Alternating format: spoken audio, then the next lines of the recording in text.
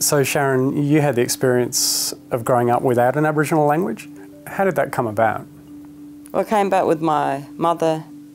Firstly, grew up in the Western Desert near Nullagine, speaking Pidgin dialects of Nyungamallet. She apparently had a white father, so when she was 4, my grandma took her to Port Hedon Hospital because she had an eye infection.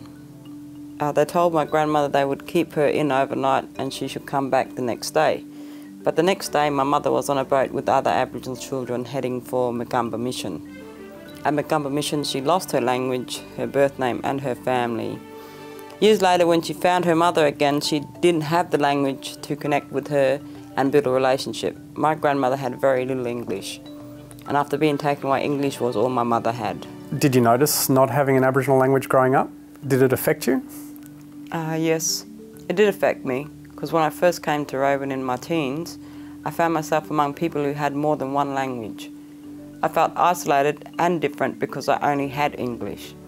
I didn't feel 100% Aboriginal. I didn't feel like I could claim my Aboriginality 100%. So you started to learn one of the Aboriginal languages of Rowan. How did that change things for you?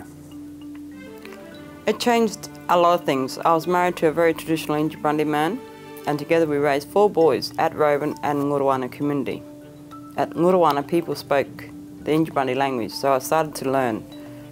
Language changes the way you think and feel. I'll give you an example. The English language makes the country look so plain. When I say goanna, I feel like I'm not doing justice to the animal compared to when I say gurumandu, the word in Indjibarndi. This name ties the gurumandu to 100 stories, songs, ideas, images, and the country. When you translate gurumandu into goanna, it excludes the animal's connection to land, people, songs, and its soul. It leaves this whole world behind and it feels dry and empty. Like they say, what would the name Romeo mean if Shakespeare never wrote Romeo and Juliet? It opened my eyes to a whole new world of ideas, shades of meaning. When I started learning the Indjibarndi language and people hear you speaking it, they know you're starting to be part of their world and its stories. That is when I started to belong and felt 100% Aboriginal.